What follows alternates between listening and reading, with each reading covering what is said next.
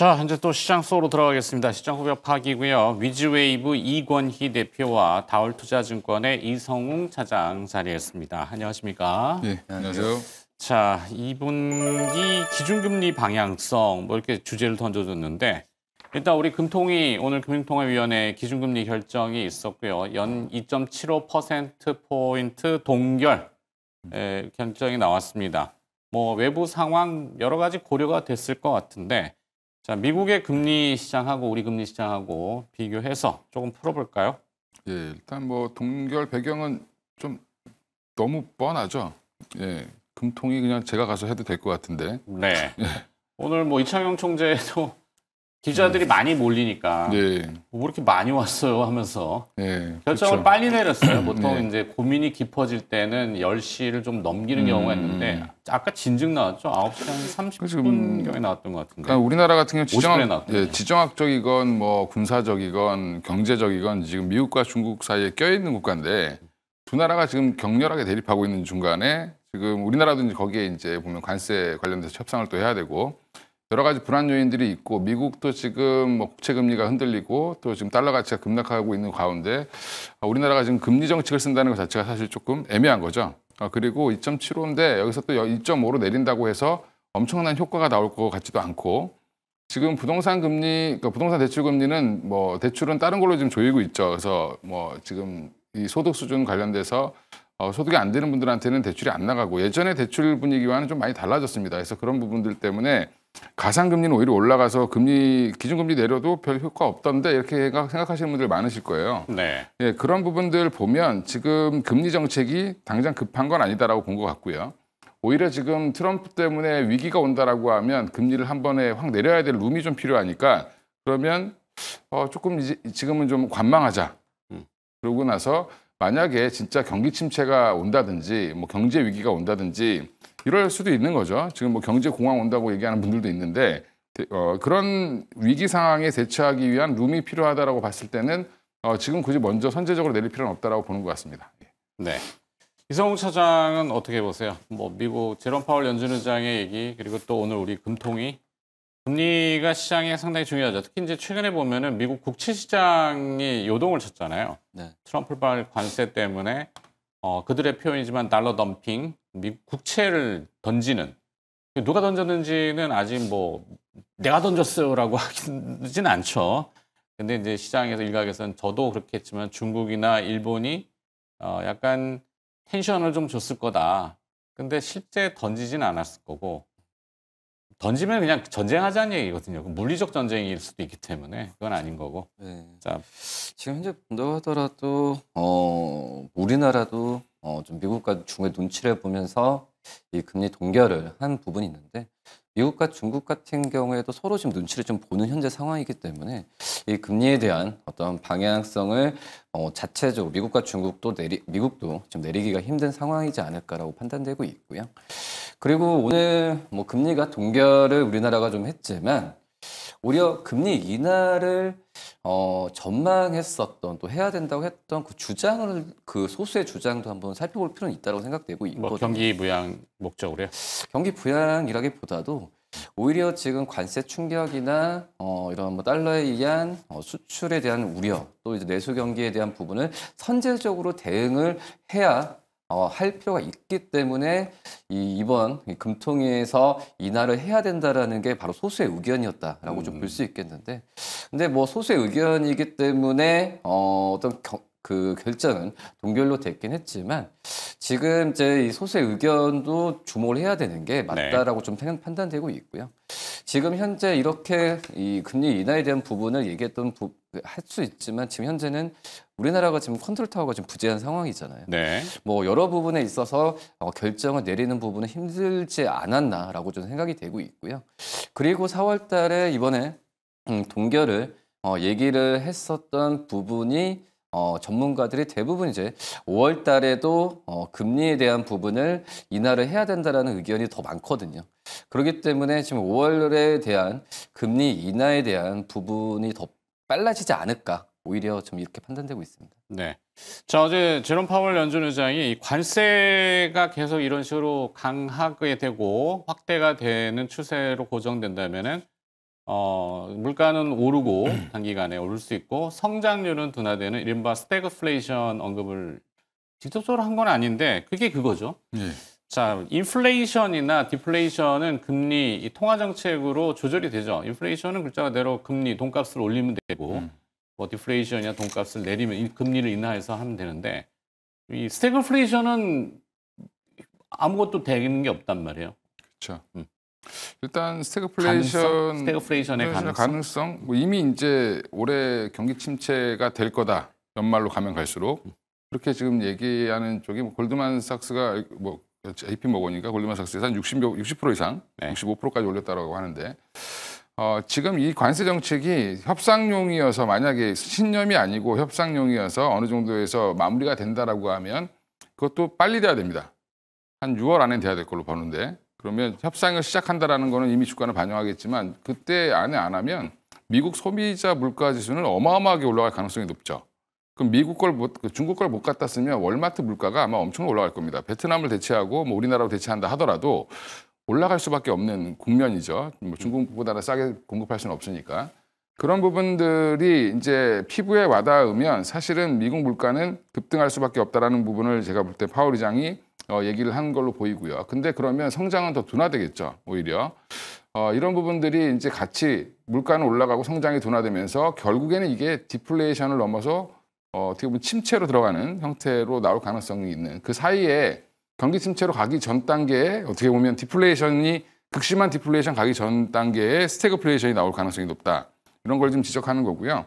이미 지금 현실화되려고 하는 조짐이 조금씩 보이죠. 네. 보이는데 아직은 아니다라고 지금 보고 있습니다. 왜냐하면 지금 심리가 스태그플레이션이지 지표가 스태그플레이션을 지목하고 있지는 않습니다. 왜냐하면 지금 다 뭐 3월까지의 데이터, 뭐 그다음에 4월 아직 안 끝났으니까 이 데이터들이 아직은 견조할 수밖에 없고 오히려 지금 소매 판매 지수나 이런 것들을 보면 미국인들이 생각보다 구매가 더 많았습니다. 네. 생각보다 좋았는데 그거는 결국에 뭐 사재기 효과 아니냐 이런 얘기도 있습니다만 좀 더 지켜봐야 되겠고 하지만 여전히 이제 이게 스태그플레이션 우려 현실화가 아니라 그냥 이대로 가면 스태그플레이션 되는 거다라고 보시는 게 맞고요.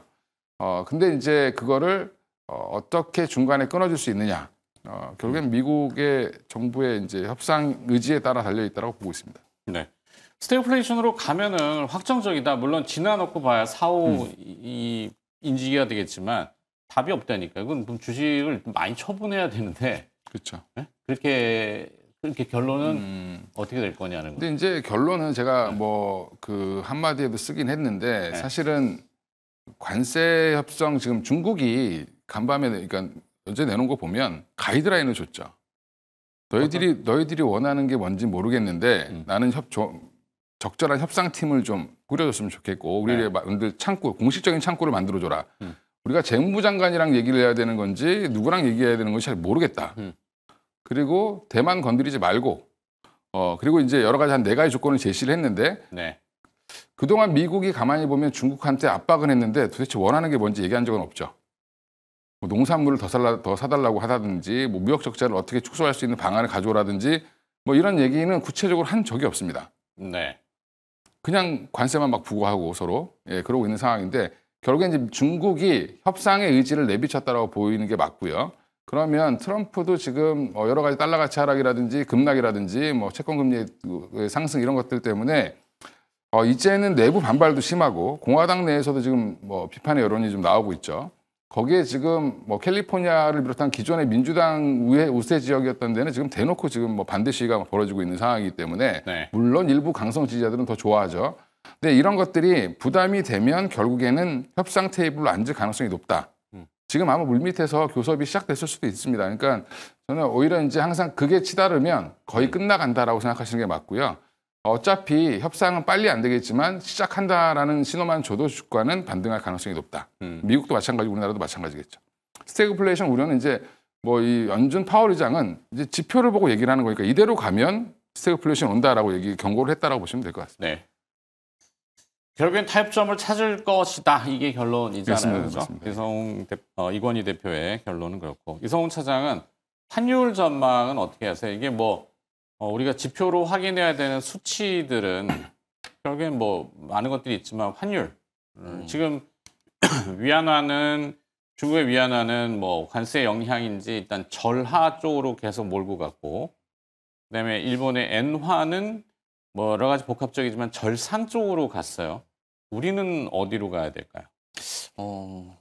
어디로 가야 된다라고 좀 딱. 그럼 어떻게 전망을 하시고 그거에 따른 주가 전망은 어떻게 하시는지 이걸 여쭤볼게요.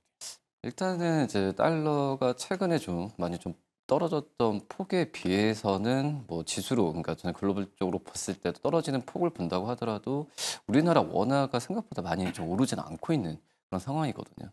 뭐 그만큼 뭐 여러 가지 뭐 요인도 있겠지만은 아직까지는 우리나라의 뭐 경기나 또 이제 뭐 정치적인 이슈에 대해서 매력적인 그런 수단으로는 지금 다른 뭐 엔화나 이쪽보다도 좀 글로벌적으로도 좀 그 평가가 좀 안 좋게 좀 가고 있는 상황이지 않을까라고 좀 판단이 되고 있고요. 뭐 그만큼 이제 어떤 이 숫자로 좀 보여지는 부분이긴 하지만 우선 우리나라가 지금 달러 대비해서는 아직까지는 이 낙폭이나 이런 부분은 제한될 가능성이 있다라고 지금 생각이 좀 되고 있고, 뭐 그런 점을 본다고 한다면은 지금은 이 환율, 그러니까 원달러에 대한 변동성은 저는 좀 제한적으로 갈 가능성이 있지 않을까라고 좀 생각이 되고 있어서, 뭐 달러가 우리 원화 대비해서 강세를 보이는 폭보다는 오히려 추후에 봤을 때 여러 그 정황상 어떤 이벤트가 약간의 우리나라 쪽에서의 원화에 대한 좀 상대적으로 더 좋아질 가능성이 좀 있지 않을까라고 좀 생각이 되면서, 지금 달러가 급격하게 원화 대비해서 오르는 것보다는 오히려 지금 달러 대비해서 강세될 가능성이 오히려 좀 한수이지 않나라고 좀 판단되고 있습니다. 네. 그래요. 네. 하여튼 뭐 지금 또 상반기 미국 재무부의 환율 보고서가 나올 텐데 지금 달러 가치가 약해지잖아요. 뭐 여러 가지 이유지만 이럴 때 원화 가치가 좀 강해질 수 있게끔 당국이 좀 드리븐을 잘 하면은 재무부 환율 보고서도 좀 피해가고 우리 원화도 좀 절상되고 환율이 내려가면서 외국인 투자자들이 지금 공매도를 막 쏟아붓잖아요. 네. 이거 좀 막아내고 판 한번 뒤집어 볼 수 있는 니네 그렇게 자꾸 팔다가는 큰 코 다친다 이런 경고도 한번 좀 세련되게 이렇게 좀 안 되나 보죠, 잘? 뭐 그게 컨트롤이 그렇게 가능하진 않는 것 같고요. 네. 지금 이제 최근에 보면 달러 가치가 하락한 것도 있지만 엔화가 또 굉장히 강했던 것도 있습니다. 그래서 상대적으로 달러 가치 하락을 더 부추겼는데, 정확히는 이제 돈의 가치라고 하는 금리가 튀면 원래 돈 가치도 올라가야 되는데 오히려 지금 미국은 금리는 튀었는데 달러 가치는 떨어졌죠. 그 얘기는 이제 달러에 대한 신뢰도 이런 부분들이 약간 좀 기스가 났다 이렇게 보는 걸로 보이고요. 그러면서 이제 엔화라든지 유로화가 상대적으로 강세를 더 띠면서 우리나라 원화 가치도 강세를 띈 건데, 사실은 지금 중국은 또 절하를 시키고 있습니다. 그러면 그 얘기는 결국에는 우리나라는 그 약간 중간에 껴있다. 그래서 그 남들이 강해질 때 조금 강해지고 남들이 약해질 때 조금 약해지는, 남들이 약해질 때는 같이 약해지는 뭐 이런 네. 형태를 띠고 있기 때문에 뭐 스스로 그렇게 평가를 내릴 필요는 없는데 예. 심리적으로 항상 보면 뭐 원화 되겠어 그거 뭐 이렇게 된다는 거죠. 예, 근데 이제 답답해서. 네. 분위기는 뭐 이제 추세는 제가 볼 때 1,400원 밑으로 빠질 가능성이 높다라고 보고 있고요. 당분간. 지금 이제 달러 가치 떨어지면서 예전에는 위기가 오면 달러 가치가 올라갔는데 지금 위기가 온다라고 하는데 달러 가치가 더 떨어지고 있죠. 원래 달러 가치가 올라가야 됩니다. 위기가 오면. 안전자산이니까. 네. 근데 오히려 지금 엔화나 유로화로 자금이 몰리고 있고, 또 지금 금으로 지금 올리면서 금값이 지금 사상 최고가를 내고 있는데 건수당 3,300달러 정도 되죠. 예, 지금 우리 한돈 살려면 65만 원 줘야 된다고 뭐 얘기가 국내 나오고 시세는 있습니다. 제가 잘 모르겠고 65만 원이랍니다. 65만 원. 예. 김치 프리미엄. 예. 그래서 지금 이제 이렇게 보면 사실은 금에 대한 수요가 더 늘어난다는 거는 달러도 못 믿겠다는 거거든요, 지금. 그래서 지금 이런 부분들이 우리나라가 경제적으로 펀더멘탈이 좋아져서 지금 원화 가치가 지금 올라간 게 아니라 최근에 올라간 건 그냥 상대적으로 달러가 약해지고 다른 통화들이 강해지면서 빠진 거 정도, 그러니까 올라간 거 정도로 보시는 게 맞을 것 같아요. 근데 경제가 좋아져서 물론 절상되는 분위기는 아니다라는 건 맞지만 경제가 나쁜 거에 플러스 알파로 돼서 환율이 훨씬 저 위로 올라갔었잖아요. 그렇습니다. 네, 그 거품은 빨리 빼줘야 되지. 물론 탄핵 이후에 좀 빠지긴 했는데 아예 또 더 빼야 되는 부분이 있지 않을까 싶고, 반도체는 좀 어떻게 생각들을 하시는지 반도체 얘기 좀 물어볼까요? 우선 좀 뭐 삼성전자도 그렇지만은 외국인들의 그 시각이 하루하루 막 바뀌는 현재 상황이라고 좀 볼 수 있겠고요. 뭐 지난주까지만 하더라도 외국인들이 삼성전자를 매도하고 이 부분이 또 SK하이닉스까지 이어졌는데 어제도 그렇고 오늘 같은 경우에는 또 다시 한번 이 삼성전자 SK하이닉스의 외국인들의 좀 매수세가 좀 계속 이어지는 그런 과정으로 보고 있어서 우선 지금 외국인들의 눈에는 어떤 삼성전자와 SK하이닉스의 내부적인 모멘텀보다도 지금 이제 중국과 미국 간의 이 반도체에 의한 영향으로 이제 수급이 계속 바뀌는 과정으로 좀 가고 있고, 하지만 변하지 않는 부분은 뭐 1분기 실적이나 그걸 봤을 때도 현재 삼성전자도 그렇고 SK하이닉스의 주가 수준 같은 경우에는 저평가는 맞다라고 지금 생각이 되고 있어서 삼성전자에 대한 그 실적 그 전에 그 실적에 대한 부분이 하향 조정 추세가 거의 이제 일단락 됐거든요. 지금 증권사 같은 경우에도 삼성전자의 올해 2분기, 3분기 실적에 대한 부분을 지금 높이고 있는 과정으로 좀 가고 있어서 지금 현재는 외국 그 삼성전자의 주가 하락은 크게 과도하게 나올 가능성은 거의 없지 않나라고 좀 생각이 되고 있고, 뭐 그런 점을 본다고 한다면 저는 지금 현재 구간도 매수 관점으로 접근해야 되는 게 맞지 않을까라고 판단됩니다. 이건희 대표는 네, 저는 지금 반도체는 중립 애매하다. 예, 그래서 삼성전자 하이닉스만 보면 좀 애매한 것 같고요. 네. 실적은 하이닉스 잘 나올 텐데 문제는 지금 뭐 대규모 발주도 좀 한다라고 하고 있고, 그러니까 여전히 숫자는 괜찮은 과정인데 지금 투자 심리죠. 엔비디아 저렇게 빠지는데 하이닉스 올라가기 어렵고, 엔비디아는 단기적으로 추가 하락이 더 나올 수밖에 없는 상황이죠. 결국에는 H20을 공부 못하는데 뭐 중국 포지션이 11%인데 뭐 걱정이냐 이렇게 얘기하시는 분들도 있습니다만, 사실은 중국이 우회로 산 물량들이 많기 때문에 그것까지 막는다라고 하면 거의 매출이 한 30%가 날아갈 수도 있다라고 보고 있습니다. 그래서 그러면 당분간 하이닉스는 모멘텀 숫자를 확인하고 갈 가능성이 높으니까 오늘 좀 잘 방어를 하고 있죠. 어제 미리 선제적으로 빠졌기 때문에. 그래서 저는 만약에 사고 싶다라고 하면 지금 사지 마시고 16만 원 정도를 일시적으로 깬다든지 16만 원 초반대 정도에서 사시는 게 맞을 것 같고요. 삼성전자도 지금보다 한 7, 8% 정도는 더 하락할 가능성이 있다라고 보고 있습니다. 결국에는 삼성전자도 5만 1,000원대 정도 진입해야지 매수 가능한 영역으로 보고 있어서 지금 사기에는 조금 애매하고요. 그래서 지금 너무 서두르실 필요는 없을 것 같고, 오늘은 개별 호재에 있는 뭐 한미반도체가 올라가는데 뭐 좀 세게 나왔더라고요. 한미반도체가 하이닉스한테. 예, 그런 부분들을 좀 확인해 보시고, 이건 일시적으로 그 종목만의 이제 개별 호재니까, 개별적인 이슈니까 그건 확인해 보시고, 반도체 전반은 지금은 중립으로 보시는 게 맞을 것 같습니다. 그렇죠. 제가 얘기하면 또 길어지고. 한미반도체 TC 본더, TCB라고 하는 게 엔비디아까지 지금 쥐흔들 수 있는 형태이기 때문에 잘 봐야 됩니다. 제일 중요한 지금 기준점이 한미반도체가 됐어요. 사실 삼성전자, SK하이닉스 다 제키고 지금 한미반도체가 국내 반도체 산업의 키를 쥐고 있는 형태가 돼버렸기 때문에 오늘 뭐 외국인 순매수도 단순히 SK하이닉스의 가격 인상 통보 이게 문제가 아니라 어마어마한 태동이죠. 사실 잘 되면 서로 잘 되고 상생하면은 좋은데 모르겠습니다. 저도 그거는 뭐 그들끼리 결정을 해야 되는 문제라서. 자, 반도체를 뭐 특별히 얘기하실 게 없으면 정책 얘기 좀 해볼까요? 정책?